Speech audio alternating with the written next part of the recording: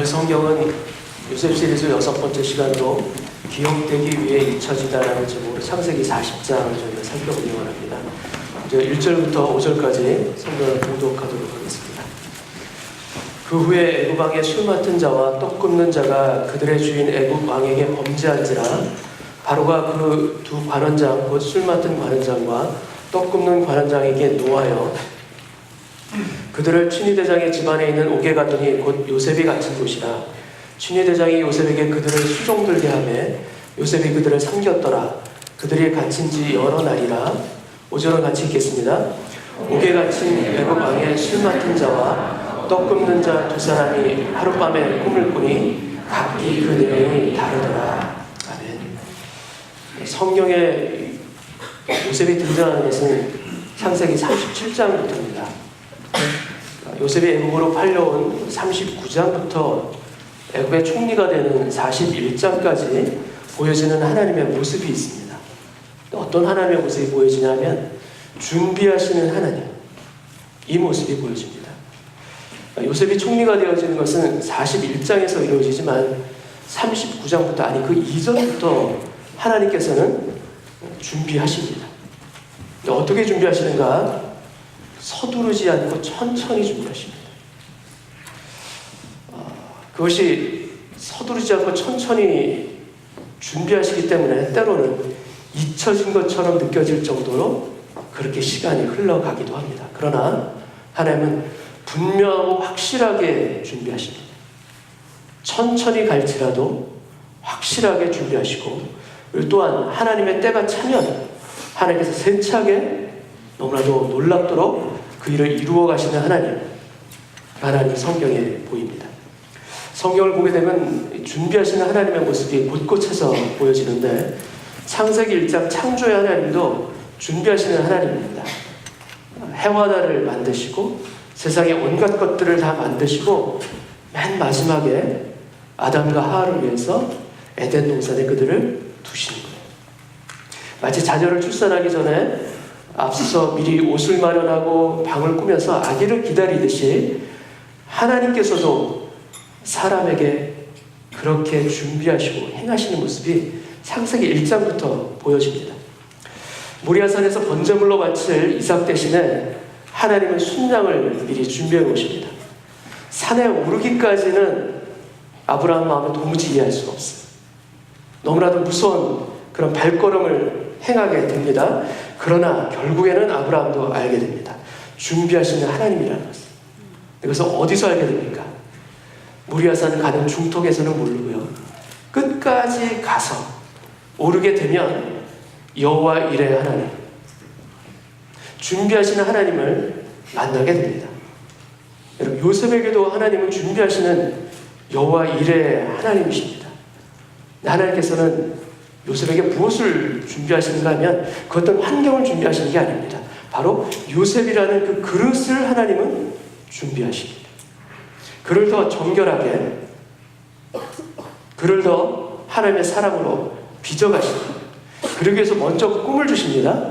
먼저 꿈을 주시고 그 꿈을 이룰 수 있는 성품의 그릇, 그 다음에 신앙의 그릇을 다듬어 가시고 또 다듬어 가시고 또 다듬어 가시는 그 모습이 성경에 보여집니다. 근데 이 하나님의 손길이 때로는 아픔이에요. 그리고 때로는 이것이 억울한 일을 당하기도 합니다. 그리고 때로는 끝이 안 보이는 그 기다림 가운데 있을 때도 있어요. 여러분, 그러나 결국에는 알게 됩니다. 결국에는 요셉도 아버지 하나님의 마음을 알게 됩니다. 나를 위해서 치밀하게 준비해 주신 하나님, 세심하게 준비하신 그 아버지 하나님을 반드시 만나게 됩니다. 이 요셉의 하나님이 저와 여러분의 하나님이 되심을 또한 믿습니다. 여러분, 억울하게 옥에 갇힌 요셉에게 하나님은 그 감옥이 아니고서는 도저히 만날 수 없는 사람을 또 만나게끔 준비하세요. 하나님은 바로 왕의 최측근 두 신하를 요셉이 있는 감옥으로 보내서 요셉과 만나게 하십니다. 3절을 제가 읽겠습니다. 그들을 친위대장의 집안에 있는 옥에 가두니 그들은 두 신하들이죠. 곧 요셉이 갇힌 곳이라. 친위대장이 요셉에게 그들을 수종들게 하매 요셉이 그들을 섬겼더라. 그들이 갇힌 지 여러 날이라. 여러분, 아내의 거짓으로 요셉을 옥에 가두었지만 이 주인 보디발은 아내의 말을 그대로 믿은 것처럼 보이지 않습니다. 왜냐하면 고대 신분사회에서 그 노예가 주인을 고탈하려 했다는 것은 그냥 옥에 가두는 것으로 끝날 일이 아니에요. 마땅히 그 자리에서 죽어 마땅한 일인데도 불구하고 보디발은 요셉을 자신의 집에 있는 옥에 가두고 나중에 어떻게 됩니까? 그 옥에 있는 모든 사물을 다 맡겨서 관리하게 하는 거예요. 요셉이 아무리 일을 잘해도 그 간수장이 자신의 상관인 보디발의 허락 없이 모든 사물을 다 맡길 수 있었을까요? 그럴 수 있는 일이 아닙니다. 요셉의 결백은 보디발의 아내의 죄를 들추는 일과 아주 밀접하게 연결되어 있습니다. 그래서 아마도 그 주인 보디발은 심히 괴로웠을 것이에요. 그러나 보디발도 또 간수장도 요셉의 부검을 알고 있었기 때문에 그에게 감옥의 모든 전권을 맡겨준 것이 아닌가 싶습니다. 그리고 바로왕의 두 높은 신하가 오게 들어왔을 때 요셉으로 하여금 그들을 섬기게 한 사람이 누구인가? 오늘 성경에 보이지만 누굽니까? 친위대장이 직접 요셉에게 수종들게 합니다. 요셉은 매우 억울한 일로 오게 들어왔습니다. 그런데 비슷한 상황을 겪고 있는 두 사람이 또 들어온 거예요. 주인의 화를 입은 사람입니다. 그 분노로 인해서 옥에 갇힌 지금 세 사람이 함께 옥에 있습니다. 요셉의 고통만이 아니고 그 두 신하 간의 고통만이 아니고 서로 같은 고통을 나눌 수 있는 그런 관계가 지금 되어 있습니다. 그렇기 때문에 감옥에서 이들을 섬기는 요셉의 위로에 이 두 신하는 많은 아마 위로를 받았을 것입니다. 여러분, 아파본 사람이 아픈 사람의 마음을 압니다. 여러분 잘 아시죠? 한 가축병원에 한 아이가 들어와서 한 강아지를 딱 지목하면서 주인한테 신신당부를 합니다. 아저씨, 저 강아지 제가 살 테니까 절대로 다른 사람한테 팔지 마세요. 제가 3일 후에 돈 가져올 테니까 다른 사람한테 팔면 안 돼요. 주인이 얘기하죠. 염려 마라. 이 강아지는 다리가 아파서 제대로 못 걷는 강아지는 아무도 안 사. 그 다음날 그 아이가 또 옵니다. 아저씨, 제가 모레 또 올 테니까 절대 저 강아지 다른 사람한테 팔면 안 돼요. 이상한 일이었어요.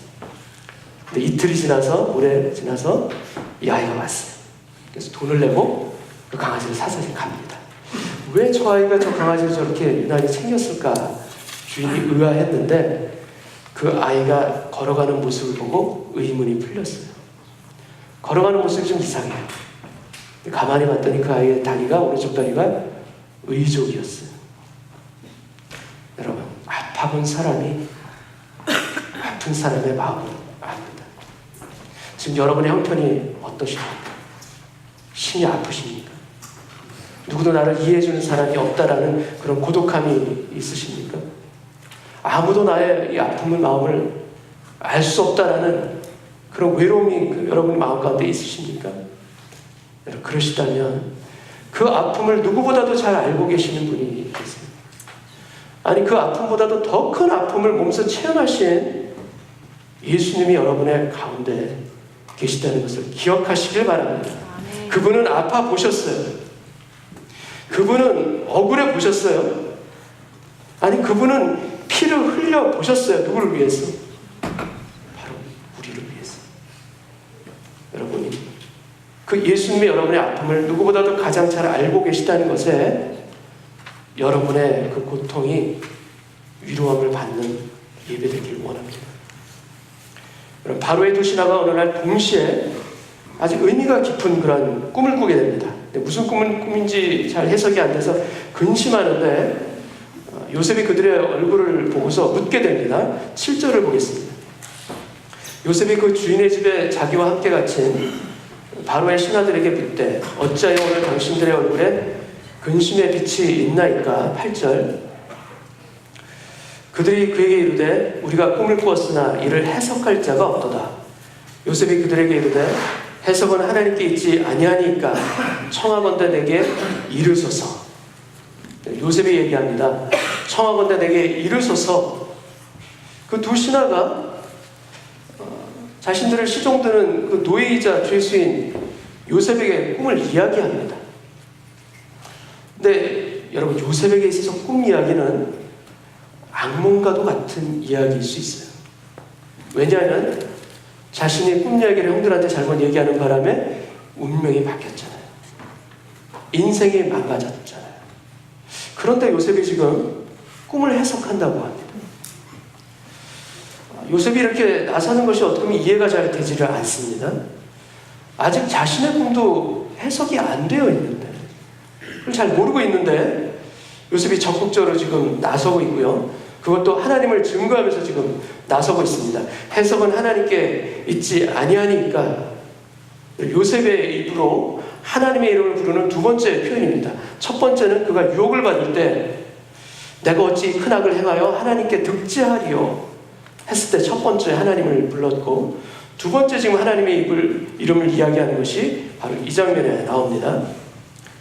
애굽이라는 사회는 고대 사회가 대부분 그렇지만 꿈을 학문과 기술로서 접근했던 사회입니다. 근데 요셉은 어떻게 접근합니까? 그렇게 접근하지 아니하고 꿈은 누구에게 있다? 하나님께 있다라고 접근합니다.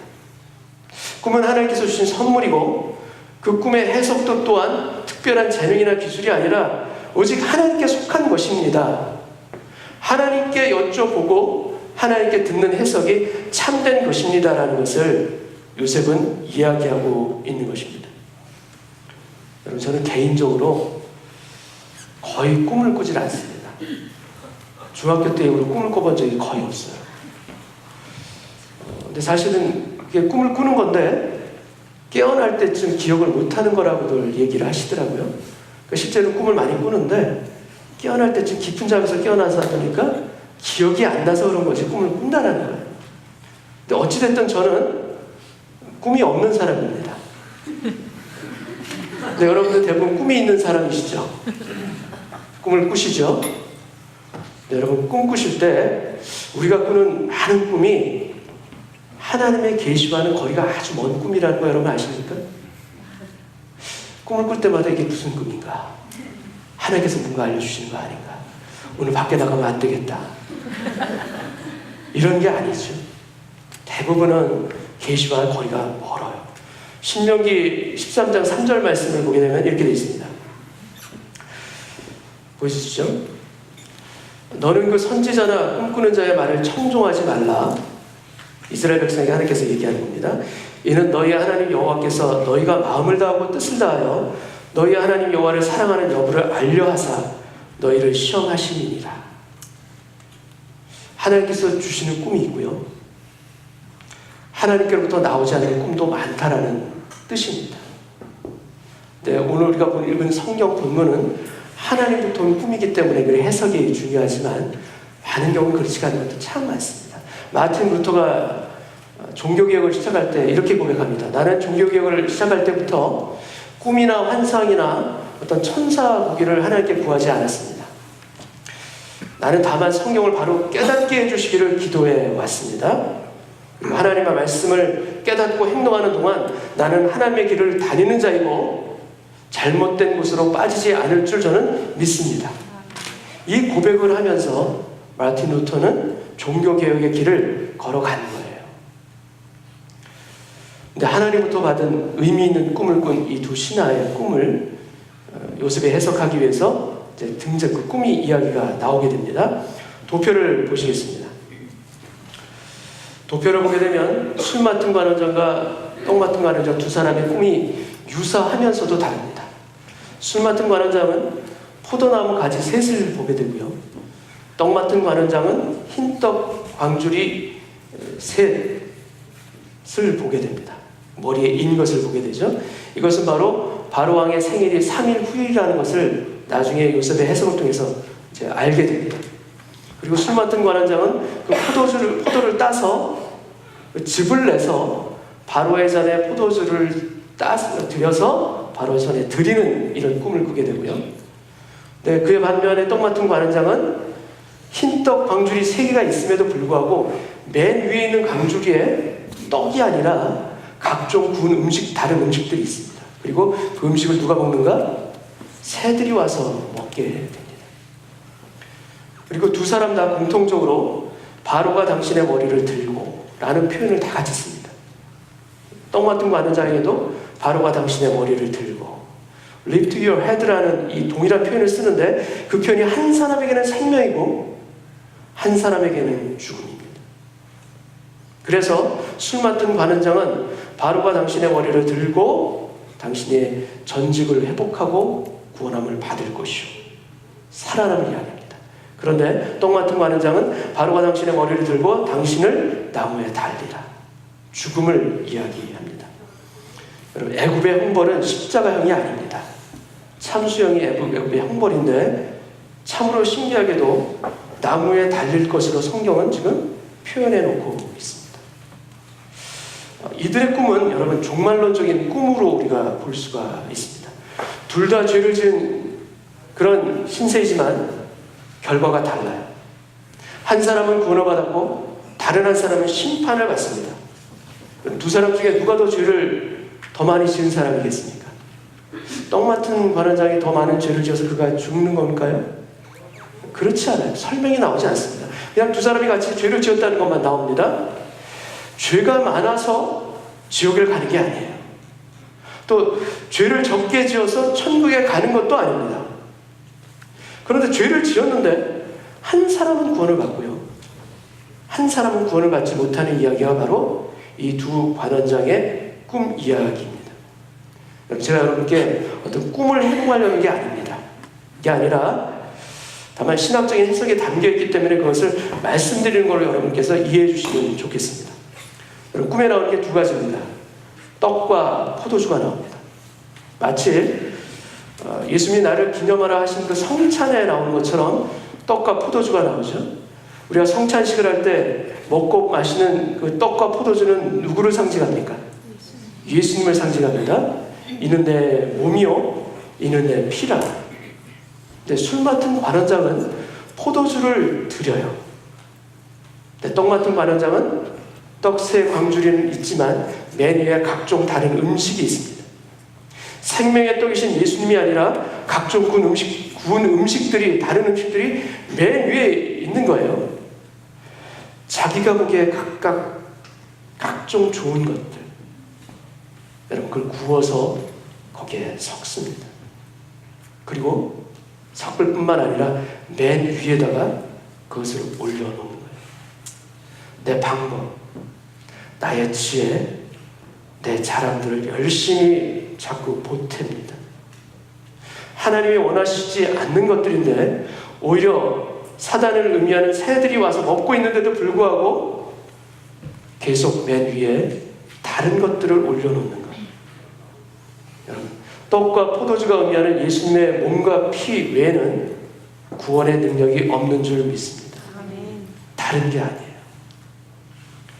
예수님께서 십자가에 못 박히실 때 양편에 두 명의 죄수와 함께 다니십니다. 우편강도 좌편강도라고 보통 얘기하죠. 그 중에 한 우편강도 내가 오늘 나와 함께 낙원에 있으리라 구원을 받습니다.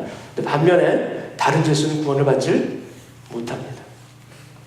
요셉도 감옥에 갇혀 있는데 함께 갇힌 두 죄수 중에 하나는 구원을 받고 다른 하나는 구원을 받지 않고 오히려 심판을 받게 됩니다. 구원받은 죄수는 예수님께 부탁합니다. 당신의 나라에 임하실 때 나를 기억하소서 이렇게 부탁합니다. 근데 요셉의 이 이야기에도 아주 동일한 표현이 나오게 됩니다. 14절을 보시겠습니다.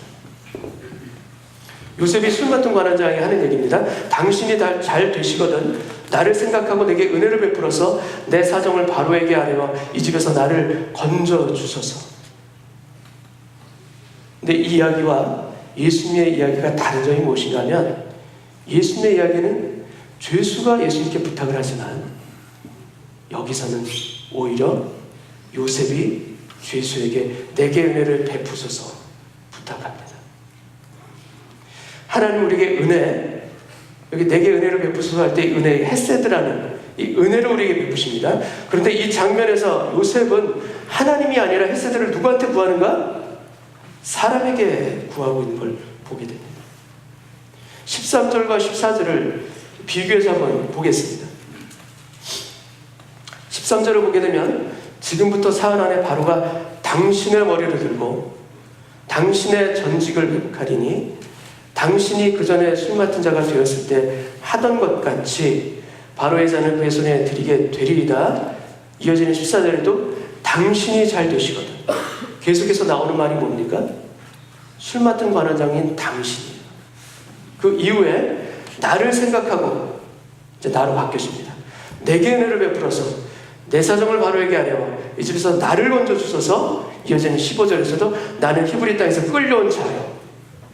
13절에서 강조하는 것은 당신입니다. 14절에서 강조하는 것은 누굽니까? 나예요. 나를 강조하는 여러분이 요셉의 이 절박함이 여러분 이 성경에서 보이십니까? 요셉은 하나님의 능력으로 다른 사람의 꿈을 해석하기 위해서 지금 이야기합니다. 하나님의 능력과 은혜를 지금 체험하면서도 동시에 그가 가지고 있는 것은 무엇인가 하면 그가 가지고 있는 비참함의 마음이에요. 그래서 그것을 호소하며 나를 건져주소서 얘기합니다. 이것이 우리의 신앙의 불일치예요. 하나님의 은혜를 받고 지금 요셉에게는 꿈을 해석한 능력이 있어요. 그런데 절망도 있어요. 다 같이 있어요. 지금 우리는 하나님의 놀라운 은혜를 누리고 있고요. 다른 이들에게 하나님을 전함으로 말미암아서 주님의 평강을 전하기도 합니다. 그런데 내 문제에 있어서만큼은 그 하나님이 역사하지 않는 것처럼 보이는 이러한 신앙의 불일치가 우리 안에도 있어요. 이 모순이 우리 안에도 있어요. 여러분, 이러한 모순과 이러한 불일치가 점차 하나로 일치하도록 나아가는 길, 극복하도록 가는 길이 우리가 나아가야 될 믿음의 여정이요 신앙의 길임을 또한 믿습니다. 그 길을 걸어갈 수 있도록, 일치할 수 있도록 주님 우리를 도우실 걸 또 믿으시길 바랍니다. 여러분, 요셉의 호소는 술 맡은 관원자에게 나를 기억해 달라는 거예요. 나를 기억해 달라. 14절을 보겠습니다. 당신이 잘 되시거든 나를 생각하고, 여기서의 나를 생각하고가 원문의 의미는 뭐냐면 기억하다라는 겁니다. 영어 표현에 정확하게 되어 있습니다. Remember me and show me kindness. 내게 은혜를 베풀어 달라. 그리고 내 사정을 바로에게 아뢰어. 이 말하다라는 뜻의 의미의 이 멘션도 여러분 히브리어 원문 성경으로는 똑같이 기억하다라는 자카르라는 단어를 씁니다. 리멤버가 자카르인데 이 한 문장 안에 자카르가 2번 나옵니다. 나를 자카르하고 내게 은혜를 베풀어서 내 사정을 바로에게 자카르하여 하게 해서 이 집에서 나를 건져 주소서. 이 표현입니다. 요셉은 호소합니다. 나를 기억해달라. 근데 이 요셉의 호소가 예전에 아들을 낳지 못하였던 요셉의 어머니 라헬을 하나님께서 생각하사 그녀의 태를 여십니다. 그런데 라헬을 생각하사라 할 때 이 생각하사도 똑같이 자카르입니다. 하나님, 나의 어머니 라헬을 자카르 하셨듯이 저도 자카르 해주십시오. 이런 의미로 볼 수가 있습니다. 그런데 그 부탁을 하나님께 드린 게 아니라 지금 누구한테 드리고 있습니까? 지금 술 맡은 관원장에게 나를 자카르 해달라고 지금 얼마나 애를 쓰고 있습니까? 나를, 내 사정을, 내 형편을. 그런데 이 결과가 무엇입니까? 이렇게 애를 썼는데 그 결과가 23절에 나옵니다. 술 맡은 관원장이 요셉을 기억하지 못하고 그를 잊었더라. 완전히 잊어버립니다. 히브리어에서 노라는 부정어를 뜻하는 부정어가 2가지가 있습니다. 하나는 로라는 게 있고 하나는 알이라는 게 있습니다. 근데 알이라는 표현은 일시적인 부정의 의미가 있고요. 로라는 것은 절대적인 부정의 의미가 있는 보다 무거운 의미의 부정어입니다. 그래서 출애굽기 20장에 보면은 10계명에 너희는 도둑질하지 말라 할 때 그때 쓴 부정어가 바로 로라는 부정어로 써서 도둑질하지 말라 쓰는 거예요. 근데 이 성경 본문 술 맡은 관원장이 요셉을 기억하지 못하다, 여기서 쓴 것이 바로 로라는 그 부정어입니다. 완전히 기억 못하는 겁니다. 완전히 잊혀진 것입니다. 아니, 완전히 잊혀진 것처럼 보입니다. 기약이 없어요. 여러분, 그 후 요셉은 2년 동안 잊혀집니다. 그래서 창세기 40장 마지막 절 23절과 이어지는 41장 1절 그 사이가 바로 2년인 것이에요. 아주 오랜 세월 잊혀집니다. 미국 마약 수사국이 캘리포니아 주립대학원생을 실수로 3일 동안 감금한 적이 있습니다. 근데 그 실수 때문에 한국 돈으로 40억이 넘는 돈을 배상한 적이 있어요. 그 학생에게.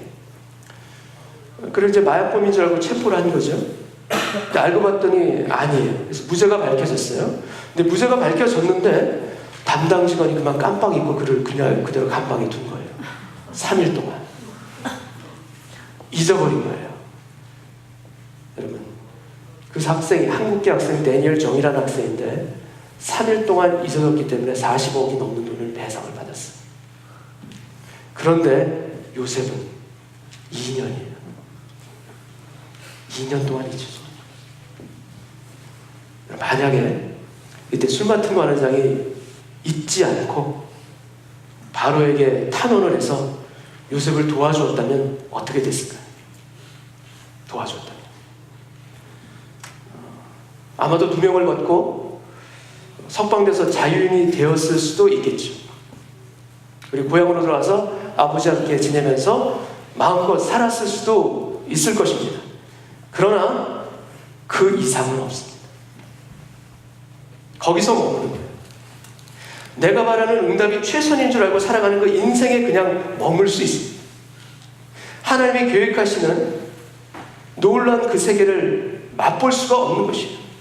그렇기 때문에 내가 원하는 응답이 때로는 하나님께서 베푸시는 선을 이루지 못하는 가장 큰 장벽이다. 이것이 우리 가운데 깨달으시길 원합니다. 내가 원하는 응답보다도 하나님께서 원하시는 것, 하나님께서 주시는 것이 가장 선한 것임을 깨닫기를 원합니다. 이런 우리의 마음 안에 각성이 있기를 원합니다. 그것이 알 수가 없어요. 알 수 없다고 원망하지 말자. 알 수 없다고 비관하지도 말자. 지금은 모를 뿐이다. 그러나 하나님의 때가 되면 분명히 알게 하시리라. 그리고 때가 되면 하나님의 놀라운 계획이 물밀듯이 내 인생 가운데 밀려오게 되리라. 그때까지 내가 해야 될 일은 그 하나님을 신뢰하고 믿고 인내로서 기다리는 자리에 있는 것. 그것이 내가 할 수 있는 가장 최선, 이 기다림이 주님께 드릴 수 있는 나의 가장 최선의 믿음의 표현인 것을 믿고 살아가자. 여러분, 하나님의 계획은 요셉을 먼저 애굽으로 보내시고 나중에 온 가족을 애굽으로 이끄시는 것이었어요. 역경을 뚫고 애굽에서 총리가 되는 그런 성공 스토리가 하나님께서 원하시는 그런 계획이 아니에요. 하나님은 요셉으로 인해서 이스라엘이라는 민족을 세우기를 원하셨어요. 가나안의 이방 땅, 이방신이 가득한 땅에서 구별하여 떼어내서 애굽의 고센 땅이라는 곳에 그 이스라엘 사람들을 모아놓고 그들이 민족을 이룰 때까지 400년은 넘는 시간을 보호하시고 지키셔서 애굽에서 군대로 나오는 민족의 역사를 이루고자 하시는 것이 요셉을 향한 하나님의 뜻이자 계획이었어요. 여러분, 그래서 하나님만 섬기는 순수한 믿음의 혈통을 지키도록 하나님께서는 요셉을 보내신 것이고 억울한 일을 당하게 한 것이고 버려지게 한 것이고 잊혀지기까지 하게 된 겁니다. 여러분, 하나님은 우리를 준비하십니다. 우리를 준비하지 아니하시고 우리를 쓰시는 분이 아닙니다. 반드시 우리를 준비하십니다. 그 준비하는 하나님의 손길 가운데 우리가 해야 될 일은 무엇인가? 기다리는 것입니다. 그 기다림이 결국에는 하나님의 뜻을 이루어 가게 됩니다. 2015년 제가 교회를 이제 개척을 준비할 때입니다. 그때 참 많이 깨달은 것이 참 많습니다. 어떤 걸 깨달았냐면 내가 참 준비된 것이 정말 너무 없구나. 이걸 깨달았어요. 너무 준비 없이 이렇게 교회 개척하는 이 자리에 섰구나. 처음에는 어느 정도라도 조금은 준비된 줄 알았어요, 제가. 근데 막상 해보니까요, 터무니없이 준비된 게 없어요. 하나님은 어떤 분이신가? 준비가 다 채워져서 하나님은 사용하시기도 하시지만 준비하는 과정을 빚어가시면서 우리를 사용하시기도 합니다. 하나님은 신실하십니다. 그 마음으로 하나님께 우리 인생을 드리고자 겸비한 자세로 주 앞에 나오는 인생을 주님께서는 고치시고 새로 빚으시고 그 마음을 치료하시사 결국에는 하나님의 사람으로 성장할 수 있도록 우리를 일깨워 가십니다. 저 아직도 멀었습니다. 아직도 하나님께서 빚어 가실 일들이 얼마나 많으신지. 그래서 하나님 참 힘드시겠습니다. 이 마음이 저한테 솔직하겠습니다. 그러나 여러분, 많이 하나님께서 만져주시기를 원하기 때문에 저는 하나님께서 그렇게 바꿔주실 것을 또한 믿습니다. 믿음의 길을 같이 걸어가는 동지자 성도 여러분, 하나님께서 만지실 때 아픕니다. 외로워요. 잊혀지기도 합니다. 그러나 여러분, 그 손길이 결국은 우리를 하나님의 사람으로 세워갑니다. 때로는 내가 겪는 버려짐들도, 잊혀짐들까지도 하나님께서 새 일을 준비하시는 재료로 쓰십니다. 그래서 하나님의 딜레이, 하나님의 연장은 하나님의 거절이 아니에요. 하나님께서 일하십니다. 오히려 당신의 그릇으로 빚어가시는 준비의 시간인 것을 우리가 믿음의 눈을 열고 볼 수 있는 오늘 예배되기를 원합니다. 그것이 보여질 때 여러분, 더 만져지기를 원하는, 더 저를 빚어주옵소서. 기도가 달라질 줄 믿습니다. 하나님의 주권을 믿습니다. 내 있는 상황과 환경에 휩쓸리고 넘어졌던 저의 이 연약함들을 주님 보게 하시니 감사합니다. 잊혀졌을지라도 버려졌을지라도 하나님께서 내게 새 일을 이루시기 위한 하나님의 시간임을 믿고 이 길을 가겠나이다. 하나님의 주권하에 있는 저의 인생 하나님께서 친히 사용하시며 갈 것을 믿으니 주여 저의 인생 받아주옵소서. 여러분, 요셉은 기억되기 위해서 잠시 잊혀졌을 뿐입니다. 새롭게 기억되기 위해서 잠시 잊혀져 있는 그 기간 동안 하나님께도 우리의 마음을 드리고 믿음으로 우리의 마음을 새롭게 할 수 있는 단련의, 기다림의, 준비의 사람이 되시기를 주님의 이름으로 축원합니다. 같이 한번 기도하겠습니다. 아버지 하나님, 제 인생은 왜 이랬습니까? 너무 고달픈 인생, 언제까지 끝이 없는 이 기다림을 기다려야만 합니까? 대답하실 때가 되지 않으셨습니까? 보여주실 때가 되지 않았습니까? 주님, 그러나 이 시간들이 준비하는 시간이시라면 오늘 저희 믿음으로 고백합니다. 기다리겠나이다. 다른 어떤 환경의 준비를 저는 원했지만 나라는 그릇을 준비하시는 하나님의 손길이 이 시간 저한테 임하고 있다면 깨달음을 얻게 하소서. 보게 하여 주옵소서. 다른 어떤 상황이 환경이 아니라 나를 준비하시는 하나님의 손길이 보여지는 오늘 예배되기를 원합니다.